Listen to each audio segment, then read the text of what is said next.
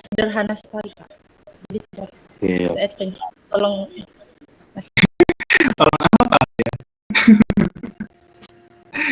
Oke, di frekuensi kan biasanya kalian di data perusahaan asuransi itu kan kalau ini paling bermainnya kan di frekuensi itu di distribusi Poisson, terus di negatif binomial sama distribusi apa satu.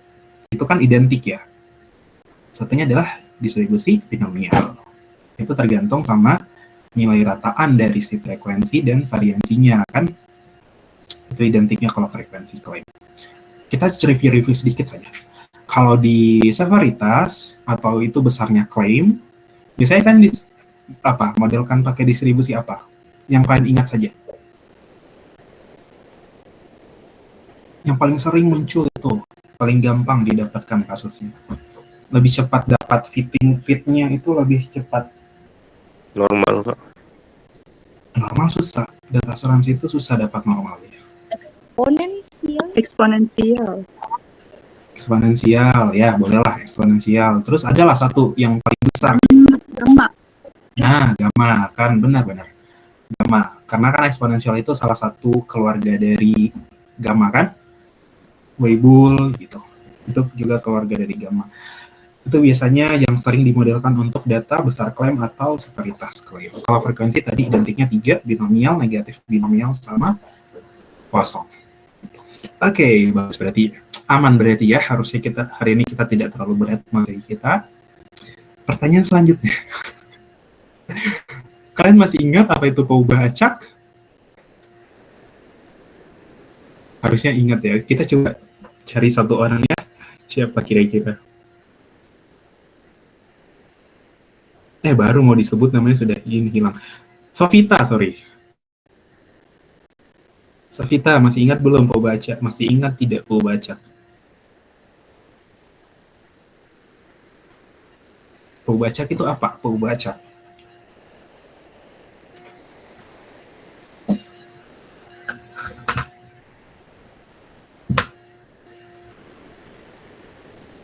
Masih lupa. Bersuara dong Sofita, kalau lupa bilang aja lupa. Peubah acak itu Kak fungsi yang memetakan setiap kemungkinan hasil dari percobaan acak.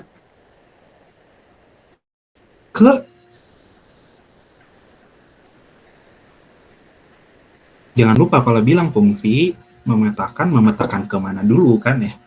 Kan memetakan dari ini ke ini. Nah, tadi kamu bilang dari semua kemungkinan percobaan kemana?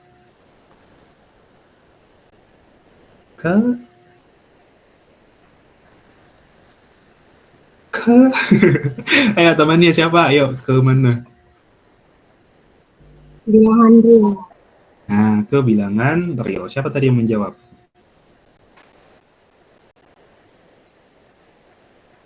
Sebut namanya juga tidak mau nih. Siapa tadi yang jawab? Dia, Kak. Oke, thank you, Dea ya. Oke, jadi benar ya. Jadi peubah acak kita adalah fungsi yang mengaitkan ruang sampel ke bilangan real. Kenapa sih kita butuh peubah acak?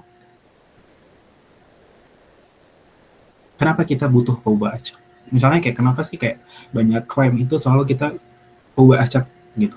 Identik dengan peubah acak. Semua kejadian ya di asuransi lah, karena kita aktuaria itu identiknya dengan bermain di peubah acak.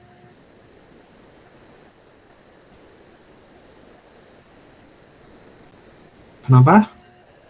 Ingat dari definisi si peubah acak itu, dia kan jadi kayak misalnya sederhananya lah ya, koin yang muka sama gambar ya.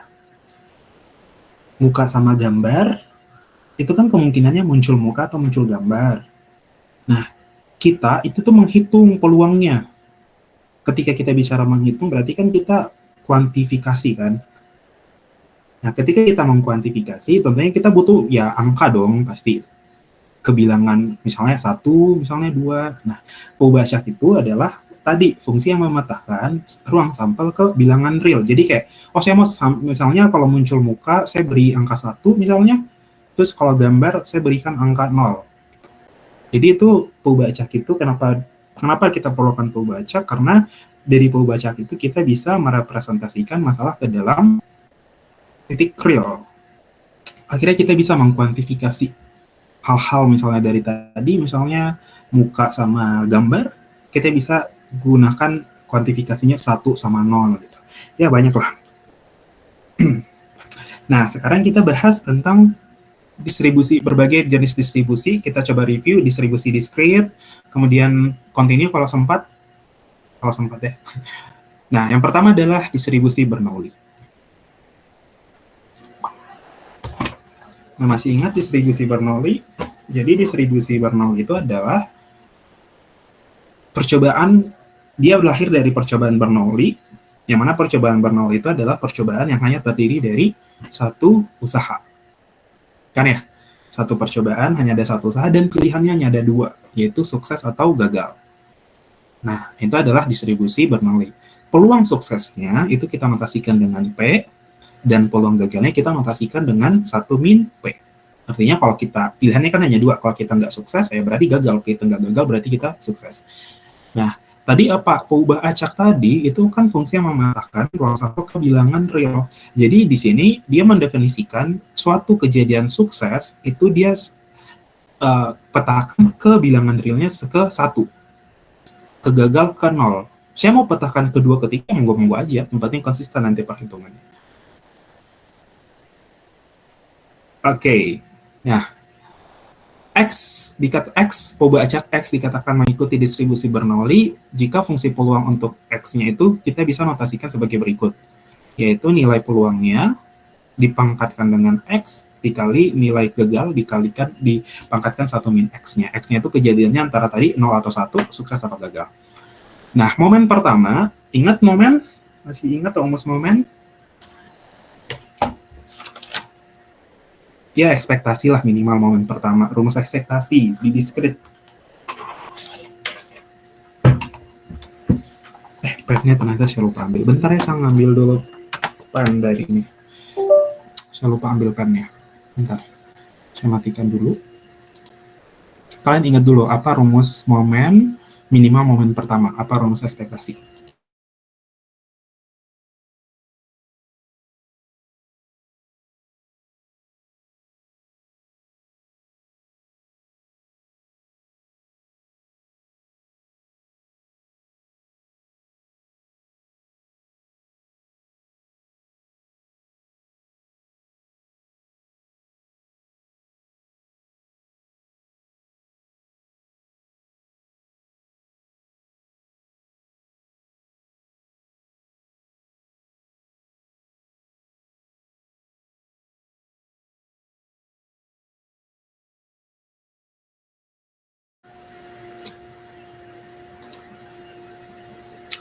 Oke, udah? Masih ingat rumus momen? Momen pertama, ekspektasi. Ekspektasi kan dikatakan sebagai momen pertama, kan? Apa rumus ekspektasi untuk Poubah acak discrete lah dulu? Ekspektasi X. Ini sorry ya tulisannya jelek karena udah lama nggak tulis di sini. Ekspektasi X apa? Adalah sigma dari X kali peluang X sama dengan X, kan? Nah, kalau continue, ya tinggal mengubah sum sigma menjadi integral, kan? Integral dari si domain X, jadi X kali Fx dx. Ini hanya untuk mengingat. Nah, jadi momen pertama atau min dari X itu adalah, kita substitusi aja, berarti kan si X 0, kan pilihannya X 0 atau 1 nih. Berarti 0 dikali peluang P, dikali peluang X-nya ini. Dikali dengan ini.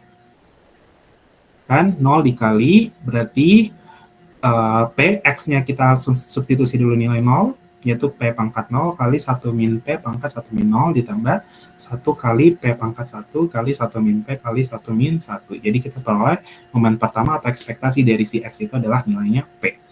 Jadi apa yang kita ini, berarti kalau harapan dari kita melakukan suatu percobaan Bernoulli, ya harapannya kita kejadian yang muncul kita katakan sebagai sukses, harapannya kita, besar ekspektasinya kita, yaitu sebesar nilai peluang dari kejadian sukses itu sendiri. Nah, momen kedua, identik dengan variansi, digunakan untuk menghitung variansi. Momen kedua, ya berarti kita tinggal ganti X ini menjadi X kuadrat, gitu kan? Jadi ekspektasi X kuadrat adalah X kuadrat, sigma dari X kuadrat dikali peluang X sama dengan X. Makanya di sini dia 0 kuadrat dikali 1 kuadrat, tapi ini masih sama, ini adalah PX, dievaluasi di X sama dengan 0, sedangkan yang ini adalah PX, dievaluasi di X sama dengan 1. Nah, variansi masih ingat, yaitu adalah ekspektasi X kuadrat dikurang kuadrat dari si ekspektasinya. Jadi kita peroleh variansinya adalah P kali 1 min P. Oke, lanjut. Dari percobaan Bernoulli yang menghasilkan distribusi Bernoulli, itu kita akan memperoleh distribusi binomial. Nah, apa itu distribusi binomial? Distribusi binomial itu ketika kita melakukan percobaan Bernoulli sebanyak n kali. Tadi kan distribusi Bernoulli kita hanya melakukan 1 kali percobaan Bernoulli. Nah, ketika kita lakukan n kali percobaan Bernoulli yang saling bebas, maka kita akan memperoleh distribusi binomial. Nah, jadi distribusi binomial ini adalah misalkan X percobaan Bernoulli yang kita lakukan sebanyak n kali, dan hasilnya juga hanya memiliki 2 kemungkinan. Jadi dia intinya adalah percobaan Bernoulli yang kita lakukan sebanyak n kali lah. Jadi dia hanya memiliki 2 kemungkinan, yaitu kemungkinan sukses atau gagal. Dan kita lebih tertarik mengetahui seberapa banyak jumlah yang sukses dari n kali percobaan, kan? Jadi kita misalnya 10 kali percobaan, ternyata kita mengamati berapa kali, misalnya 3 kali yang sukses dari 10 percobaan tadi, berapa nilai peluangnya. Nah, jika gagal, kita notasikan dengan n minus x, yaitu sisanya berarti kan. Sehingga untuk selanjutnya, x ini kita sebut sebagai distribusi binomial. Jadi awalnya itu adalah distribusi Bernoulli. Nah, fungsi peluang dari distribusi binomial kita notasikan sebagai berikut. Nah, masih ingat bahwa untuk suatu fungsi distribusi, sifat-sifat dari fungsi distribusi, ada yang masih ingat? Apa sifat pertama? Sifat-sifat fungsi distribusi. Kalau kata Alia, harap maklum ya berarti Alia ya. Itu kan maksudmu ya. Tapi janganlah harap maklum semuanya Alia. Oke, nomor 1. Ingat, masih ingat?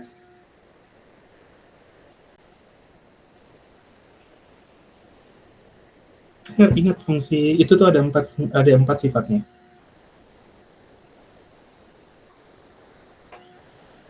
Yang pertama apa? Ayo kita kuis. Ya maksudnya kalau yang jawab, yang masih ingat, berarti tentunya akan dapat nilai. Ayo, 1 yang pertama. Nilai probabilitas antara 0 sampai 1, Kak. Oke, nilainya antara 0. Siapa yang jawab? Rizka. Oke, nilainya antara 0 sama 1. Sifat yang kedua. Fungsinya sifat. Oke, akumulasi dari apa?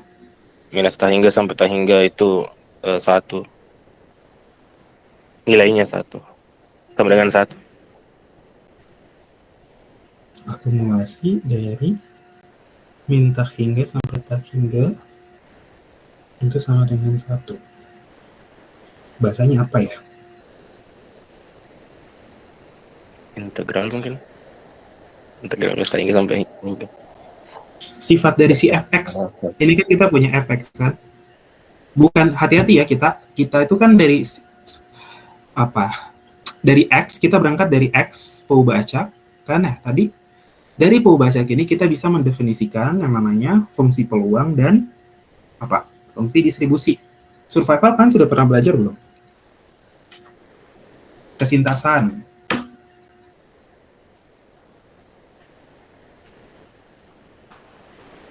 Kesintasan belum pernah ya? Di asuransi jiwa. Asuransi jiwa apa ya matkulnya kalian ya? Apa asuransi jiwa kalian? Matematika aktuaria juga. Nah, matematika aktuaria kan ada survival kan? Peluang hidup itu kan fungsi survival.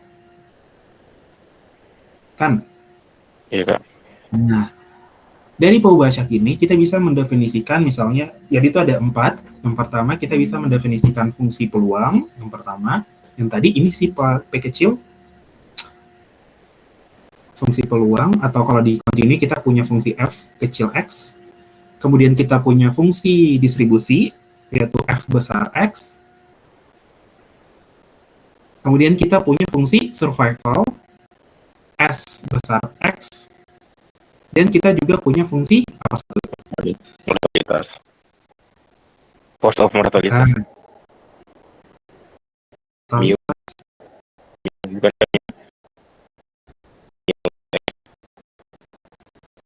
X. Misalnya bisa jadi mungkin benar mu X atau apa, intinya adalah fungsi hazard, kan?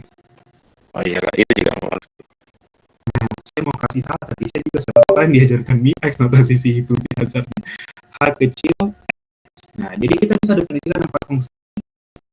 Dari Pobacak, kita bisa mendefinisikan fungsi peluang, fungsi distribusi, fungsi survival, dan fungsi hazard. Nah, yang pertanyaanku sekarang adalah sifat dari fungsi distribusi.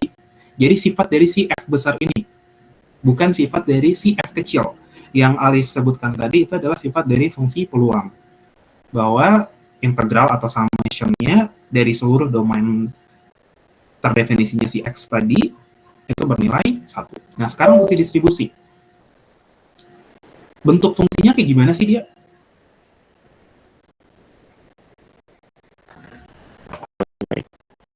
Nah, ini monoton naik kan? Sebenarnya kalau monoton naik juga, hati-hati ya kita katakan monoton naik, karena kalau gini, ini kok agak, bentar, ini agak, sepertinya kan agak, nah, jadi kalau monoton naik, ini kan kalau kita punya fungsi, misalkan kayak gini lah, misalnya kita dari gini, terus gini, terus gini, ini mendatar di sini. Oh iya. Nah, jadi biasanya adalah fungsi monoton tidak turun, kan? Bukan fungsi monoton naik. Ya, Nah, nanti jadi dia adalah monoton tidak turun. Ayo, 2 sifat lagi.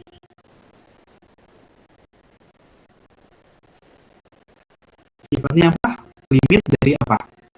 Ini tuh harusnya saya buat slide kosong ya, tapi udah. Limit dari X menuju tak hingga dari fungsi fx itu adalah sama dengan 1. Untuk si X kan dia gini kanannya, jadi dia terbatas ke 1 nilai kanannya. Sedangkan limit X menuju tak hingga X minus, ini ganggu ya nggak? Itu apa yang terganggu? Aduh, ini jelek banget ya. Saya coba buka yang baru deh. Sudah numpuk sekali, kalian tidak ada yang bisa kalian dapat. Saya buka Word aja. Kalau kita ketemu langsung, kita bisa tulis-tulis di papan. Kali ini kita harus tulis-tulis di laptop. kapan ke Makassar Kak? Langsung ditagi kapan ke Makassar nanti ya. Diagendakan. Oke, sudah kelihatan ya. Yang pertama tadi apa? Sifat fungsi distribusi. Sifat fungsi. Kalian harap mengerti ya tulisannya, kalian bisa-bisa lah baca. Yang pertama adalah tadi nilainya antara 0 dan 1, kan? Yang kedua, monoton tidak turun. Ini tulisan kayak jelek banget. Yang ketiga, limit X menuju tak hingga dari fx itu bernilai sama dengan 1, dan limit X menuju min tak hingganya dari si fx-nya itu sama dengan 0, kan? Dia kan nilainya antara 0 sama 1. Nah, sifat yang keempat itu adalah dia kontinu kanan. Sifatnya adalah kontinu kanan. Notasinya adalah limit dari X menuju A dari fungsi fx itu sama dengan f.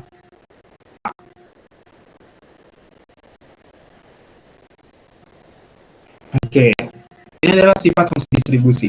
Nah, sifat fungsi peluang tadi apa?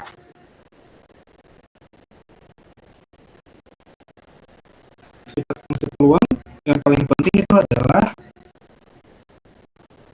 si integralnya tadi atau si summation-nya itu bernilai sama dengan 1 dari semua domain. Gitu. Nanti saya coba lengkapi di PPT-nya ya. Karena sebenarnya bukan itu yang kita ingin bahas, tapi di sini kenapa kita bahas, karena ini adalah PX yang memenuhi syarat belum tampil ya. Ternyata harus pindah-pindah. Presentasikan hal lain.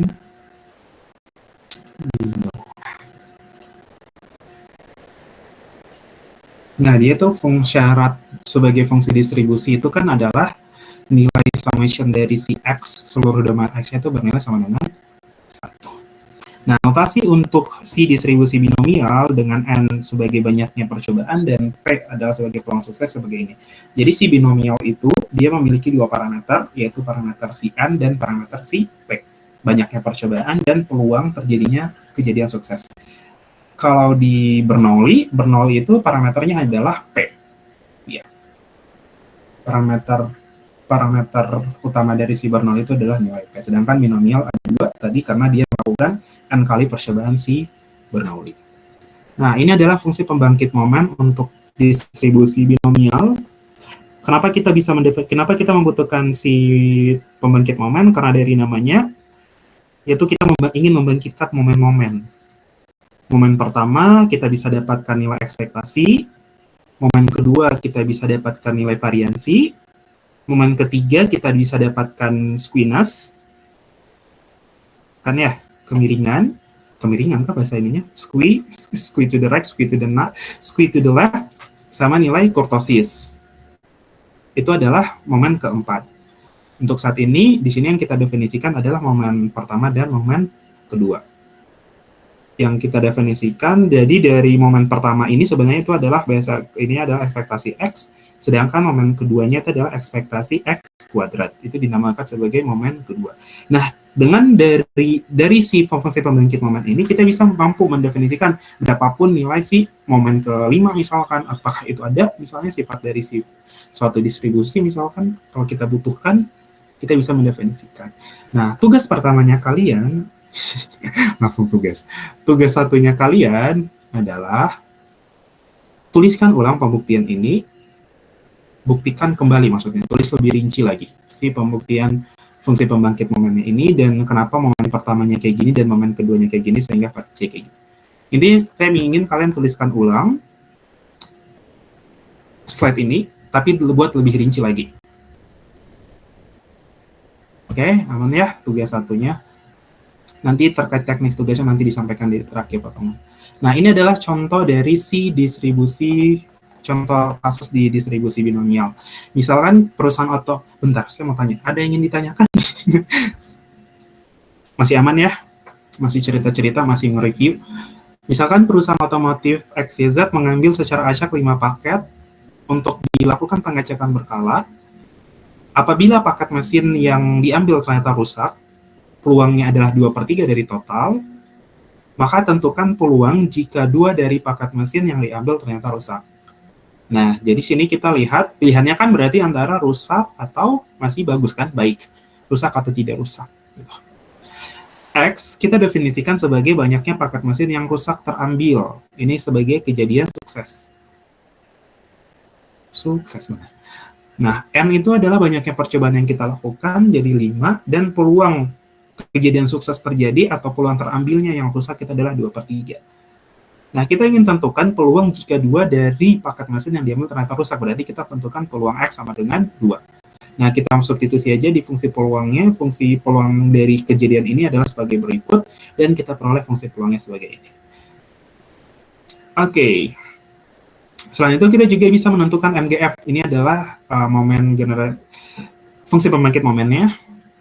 MT tadi yang akan dikerjakan. Dan dari si MT ini kita bisa dapatkan min dan variansinya. Oke, nanti kalian coba saja. Ini saya tidak ingin jadikan tugas. Nah, ini juga hanya contoh-contoh sederhana. Nah, ini mungkin yang penting. Dari teorema 3.1.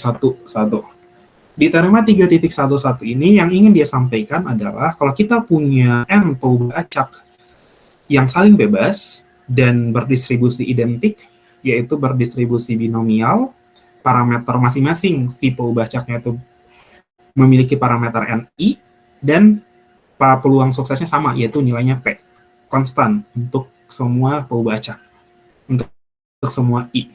Nah, ketika kita ingin mendefinisikan suatu peubah acak baru yang diperoleh dari hasil summation atau hasil penjumlahan dari peubah acak binomial tadi, ternyata si Y tadi itu juga akan mengikuti distribusi binomial, tapi parameternya berubah menjadi, N-nya berubah menjadi sigma NI, jadi menjumlahkan semua kejadian, menjumlahkan semua banyaknya percobaan yang dilakukan dari masing-masing peubah acak, dan peluangnya masih tetap konstan, yaitu nilai P.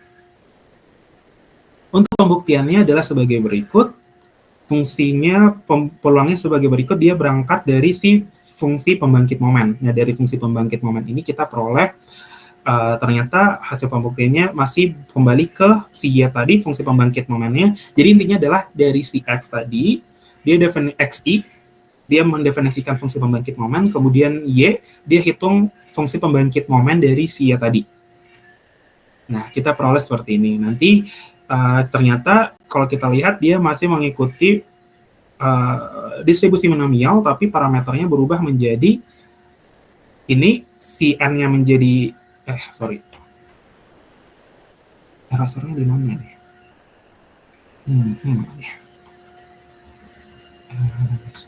Oke.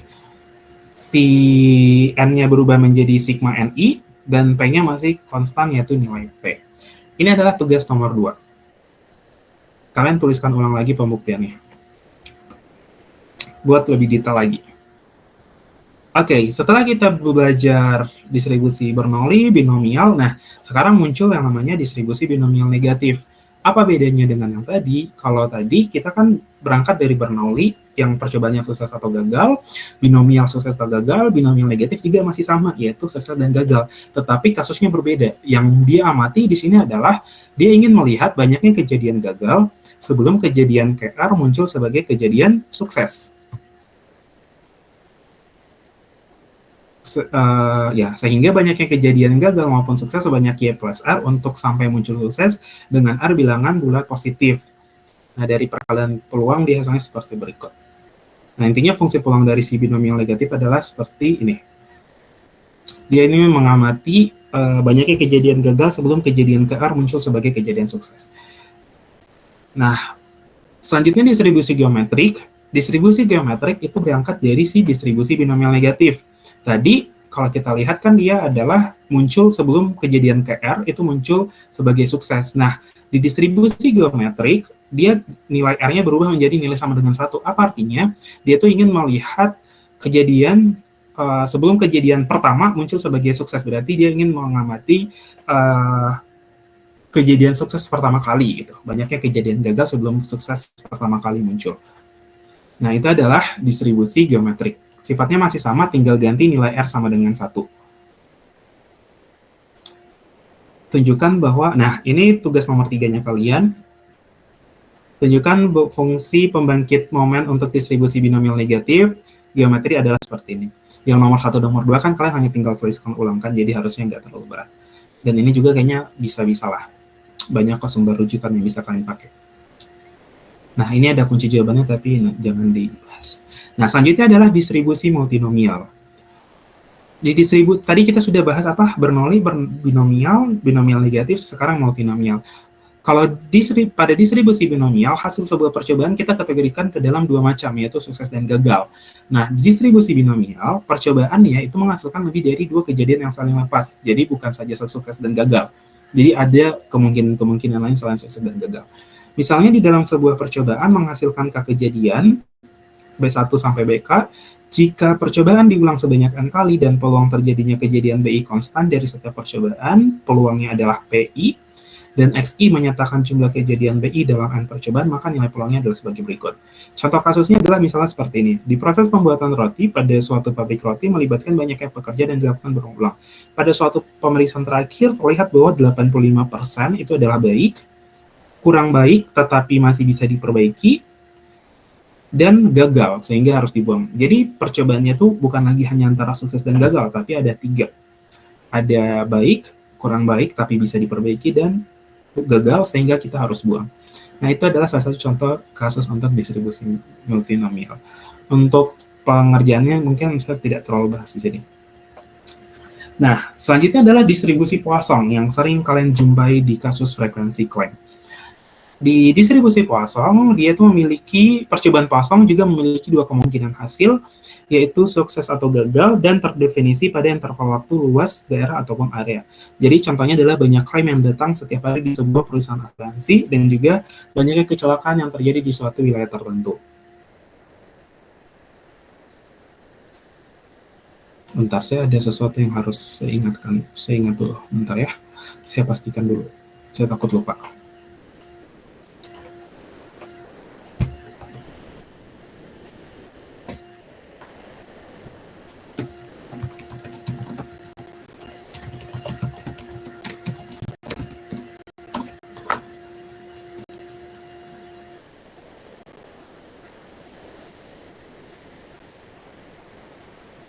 Nah, oke, kembali ke sini tadi di Poisson juga masih sama, dia kemungkinan hasilnya antara sukses atau gagal, tapi dia terdefinisi pada interval waktu, luas, daerah, dan area. Apa sih bedanya sama si binomial?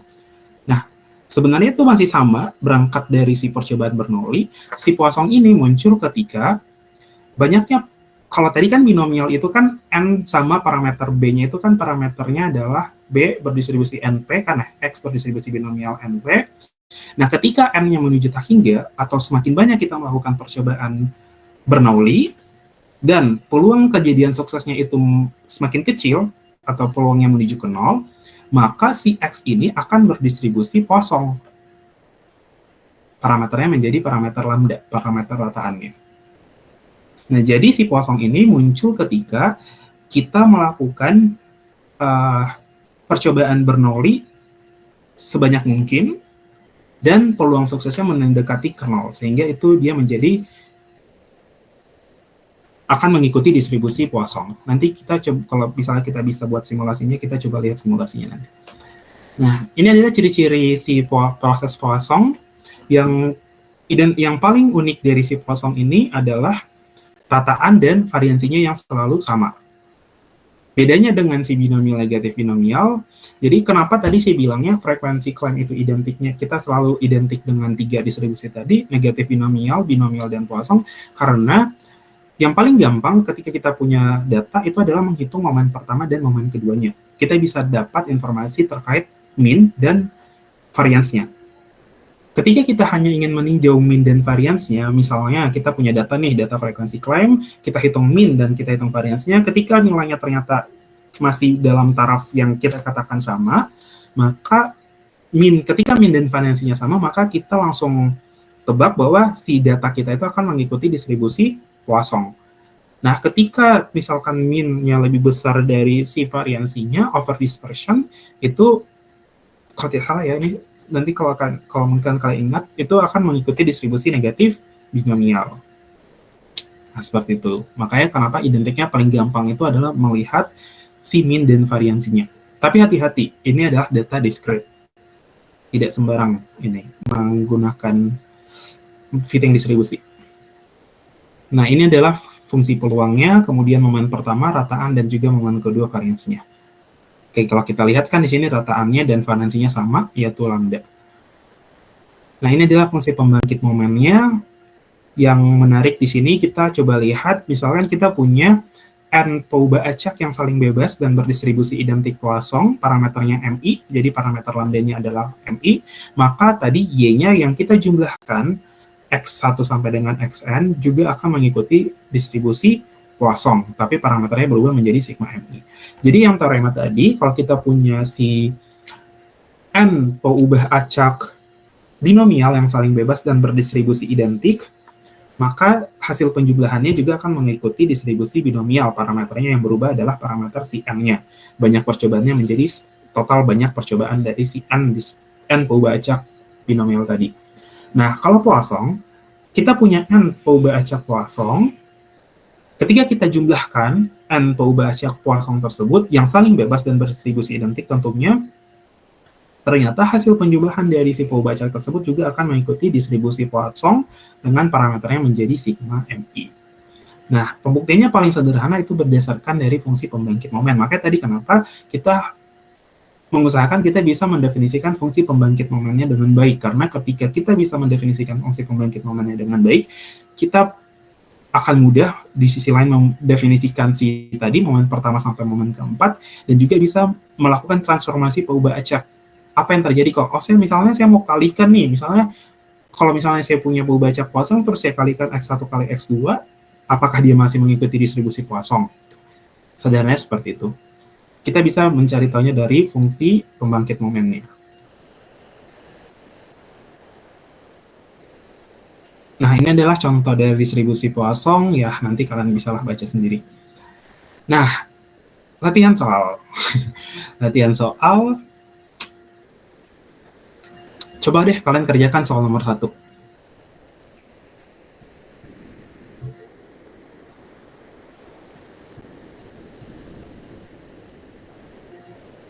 Ini dijadikan tugas aja deh.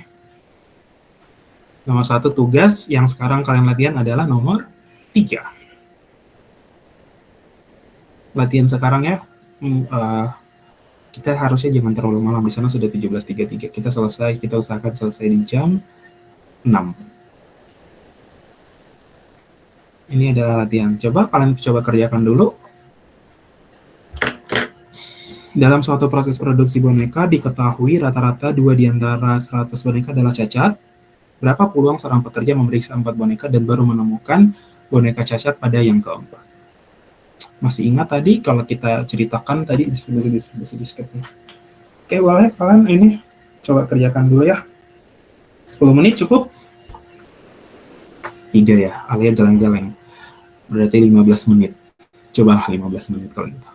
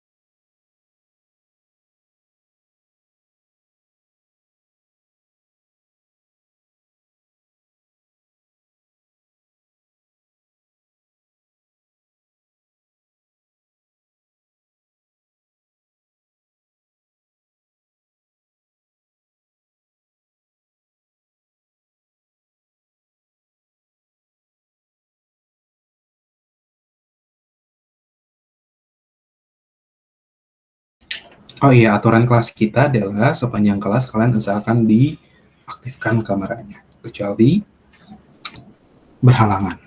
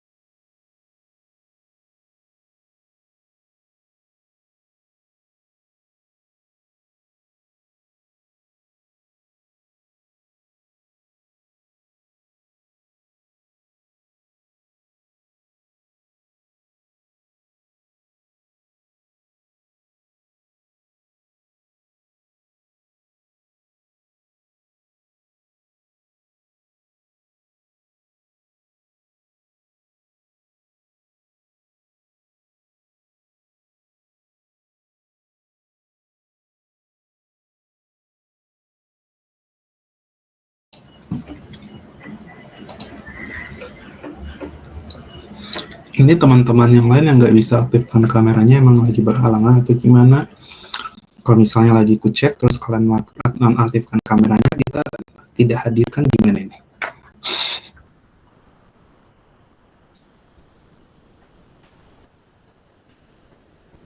Harus on cam ya kan, sama aja kalau kuliah offline kan kalian mukanya kelihatan terus.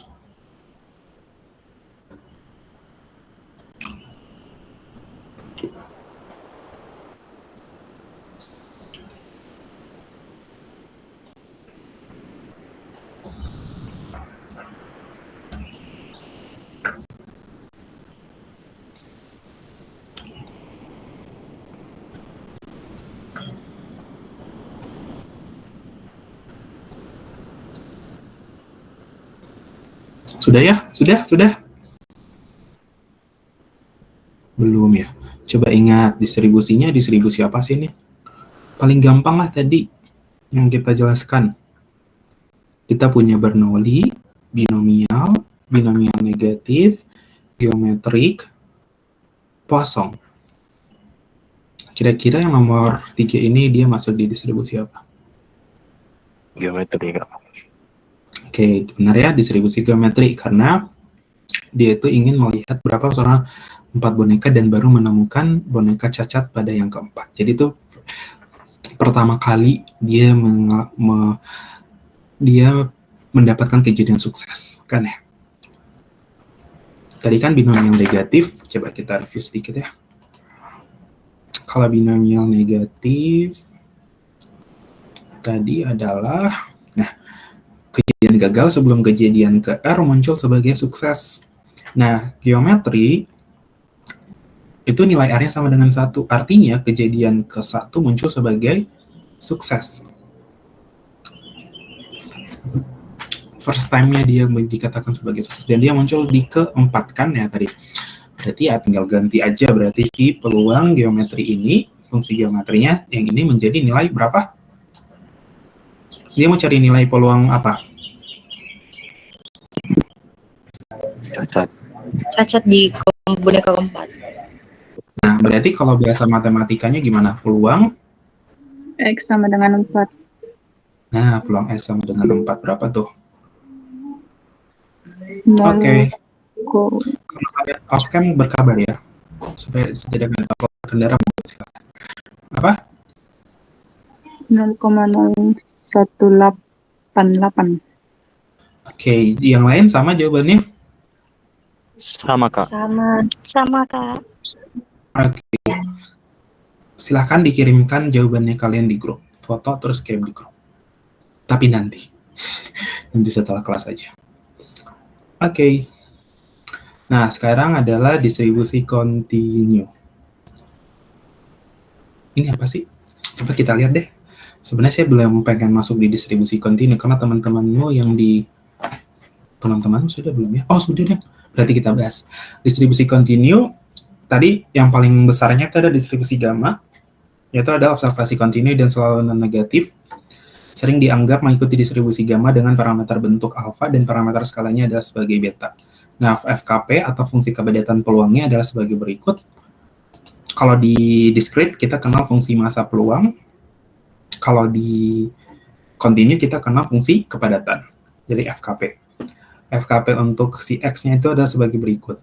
Nah, gamma alpha itu disebut sebagai fungsi gamma, dan ekspektasinya adalah perkalian dari, dan hati-hati ya, kalian menggunakan distribusi gamma itu ada berbagai jenis tipe pendefinisian fungsi FKP-nya, jadi tidak selalu ekspektasinya bernilai alpha kali beta. Ada juga yang alpha per beta. Nah, biasanya digunakan untuk memodelkan waktu tunggu dan keluarga, dan berikut adalah beberapa keluarga gamma, jadi kita akan bisa mendefinisikan eksponensial, Q kuadrat, Weibull, dan Erlang. Ini adalah beberapa ilustrasi dari grafik fungsi peluang yang berdistribusi gamma, parameternya diubah, parameter bentuk dan parameter skalanya diubah. Jadi kalau kita lihat, ini kan yang merah ini eksponensial nih, kan eksponensial. Terus kalau yang ini ya gamma ya, ini gamma, tapi akan ketemu bentuk Weibull gitu. Nanti kita lihat di mana parameter yang berubah. Nah, ini adalah contohnya, jadi banyak eksperimen biologi. Ya, nanti contohnya baca sendiri deh. Capek dibaca. Nah, selanjutnya ada distribusi eksponensial. Nah, tadi gamma, kita kan tadi bilang eksponensial itu adalah keluarga gamma, keluarganya gamma dia. Nah, entah sepupu atau siapa gitu, intinya keluarganya. Parameter skalanya diubah menjadi 1, dia adalah parameter skala 1, dan parameter betanya menjadi 1 per lambda. Makanya dinotasikan X-nya sebagai eksponen dari lambda. FKP atau fungsi kepadatan peluangnya dinotasikan sebagai berikut. Ekspektasinya adalah seperti ini, dan variansinya seperti ini, dan biasanya digunakan untuk waktu antar kedatangan.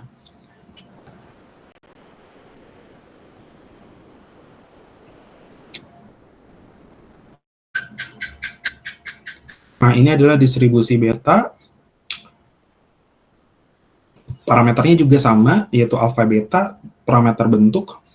Tapi hati-hatinya adalah kalau di gamma, dia terdefinisi untuk semua domain positif, semua domain positif. Jadi X-nya besar dari 0. Tetapi kalau si beta, dia itu adalah antara 0 dan 1. Makanya biasanya nilai peluang itu mengikuti distribusi beta. Misalnya kita punya parameter, misalnya kita punya X, tadi ya, X kita punya berdistribusi binomial N, P, si P ini kan tidak selalunya bernilai suatu konstan, bisa saja si P-nya juga mengikuti distribusi. Nah, si P ini juga bisa mengikuti namanya distribusi beta. Kenapa? Karena P-nya ini secara, ini kan tadi kita sudah definisikan bahwa nilai peluang itu berada di antara 0 dan 1, dan dia memenuhi si domain dari si distribusi betanya. Nah, jadi beta itu dia parameter yang mungkin yang kalian perlu catat adalah, jadi kalau misalnya kalian punya data nih, misalnya kalian punya data asuransi, data continue tentunya, jangan ambil data discrete, data continue di perusahaan asuransi, kalau kalian lihat misalnya nilainya antara 0 sampai 1, itu kalian bisa, berarti kayak ibaratnya kalian sudah punya feeling nih, oh kayaknya dia akan mengikuti distribusi beta deh, karena domainnya itu antara nilai 0 sampai dengan 1.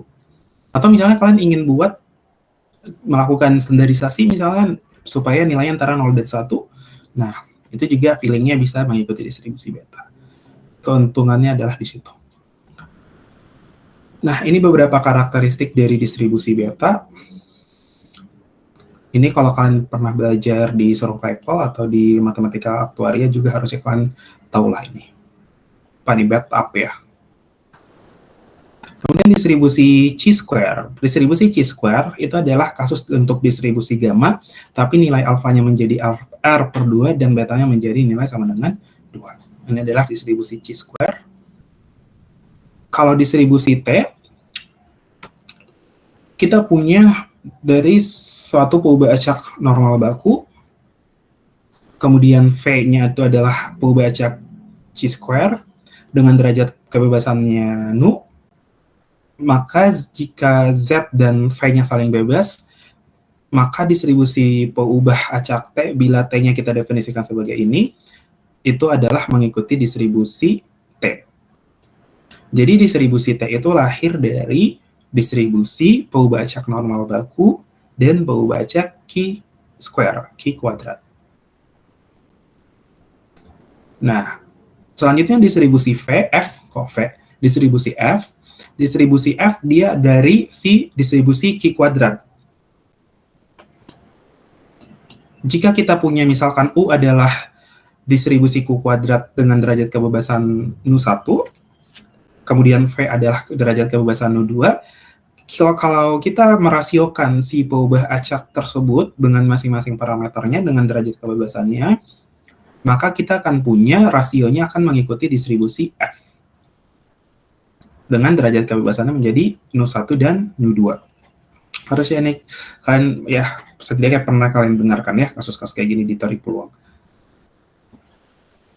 Nah, distribusi uniform tadi uniform ada yang discrete, ada yang continue, tapi kasus ini adalah kasus continue.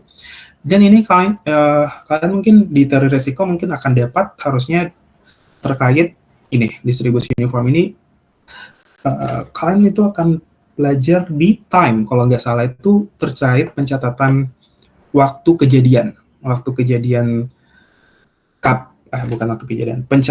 bagaimana pencatatan misalnya pencatatan kejadian kalian akan anggap itu sebagai klaim ketika kapan? Apakah ketika dilaporkan atau ketika kecelakaannya terjadi?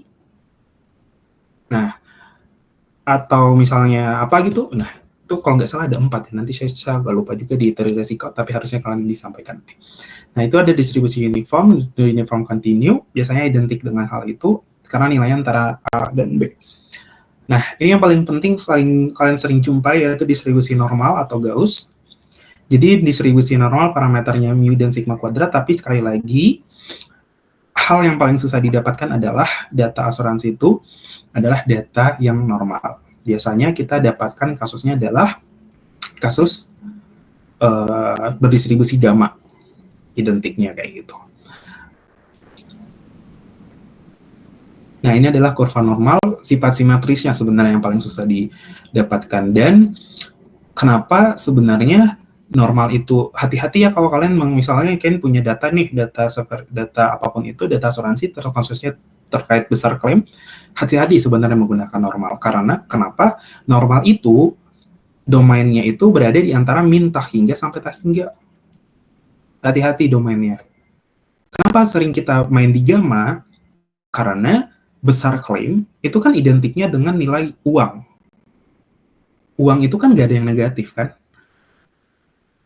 Hal yang salah itu ketika besar klaim terus kalian fitting ke normal. Secara konsepnya saja sudah bertabrakan. Karena si X-nya itu dia akan memfitting ke negatif, nilai negatif. Sedangkan kalian punya nilai positif semua. 0 dan besar. Yang kalau nggak klaim berarti nilai 0. Besar klaimnya 0. Kalau dia klaim kan berarti positif nilai rupiahnya. Nah, seperti itu. Itu kalian hati-hati juga nanti kalau kalian berhadapan dengan data. Hati-hati menggunakan normal, pastikan domainnya terpenuhi. Apalagi kalau besar klaim. Kalau misalnya kalian lihat, ya misalnya senior kalian lah, misalkan terus kalian lihat, oh kok dia fittingnya ke normal ya, padahal harusnya domainnya itu sudah tidak terpenuhi dia. Domain dari si distribusi tersebut. Makanya sering dikatakan susah didapatkan di normal untuk data-data apapun itu. Terutama si normal ini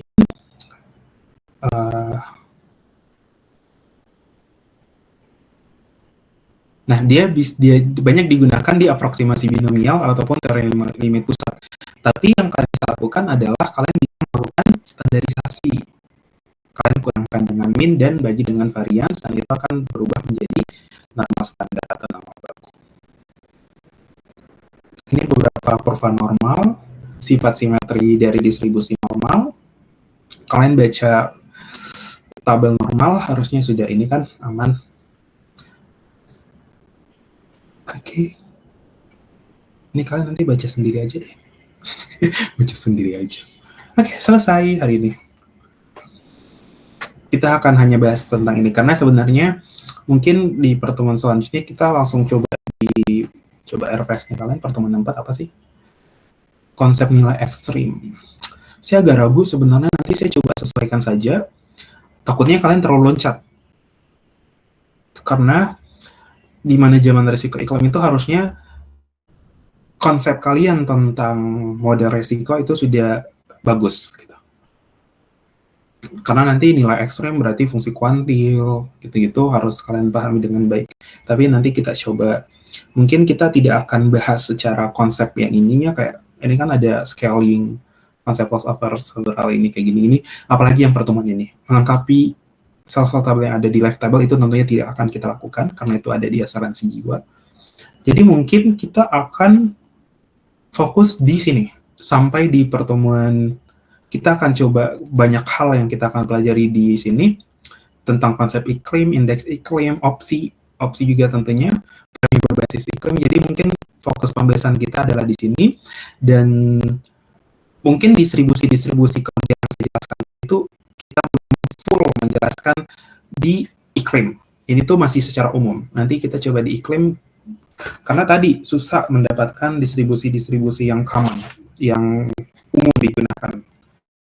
Tapi sekalian untuk nge-review saja.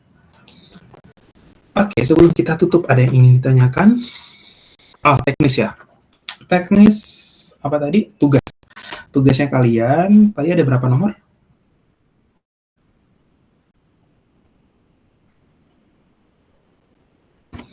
Tugasnya kalian ada berapa nomor?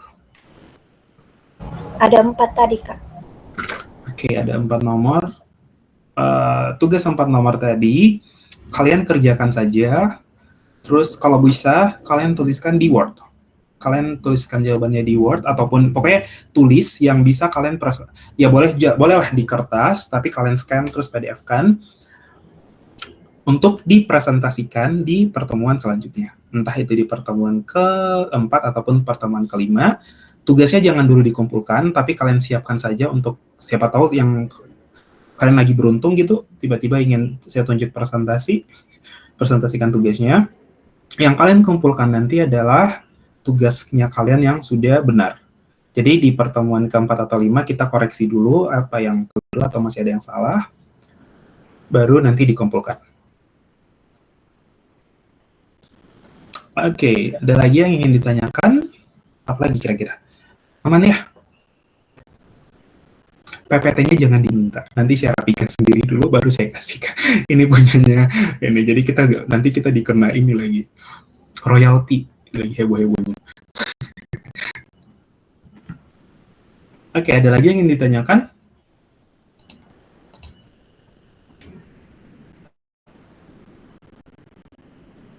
Aman.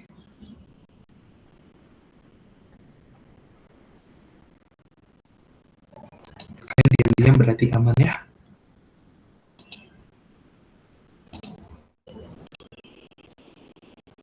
Ini stop share-nya. Oke, kalian aman? Bersuara dong, sambil bilang aman aja susah. Oke, karena aman, sudah kan? aman. Ya, Insya kita absen ya. Aman. Oke, kita absen terakhir ya. Ini mahasiswanya harusnya ada berapa? 42, 41, berarti 1 orang tidak hadir. Siapa 1 orang yang tidak hadir? Supaya tidak dipanggil satu-satu.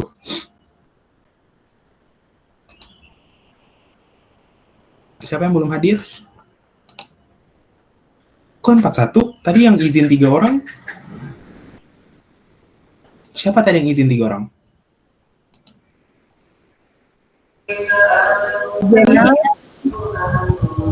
Siapa? Muhammad Zainal, Muhammad Fahmi, sama Muhammad Egi, Kak. Mereka sudah gabung kah di Zoom kita? Di meeting kita? Ini kayaknya Pak, Kak, yang Dewi Paramita itu pakai dua device. Jadi. Oke. Jadi kita harus absen ya.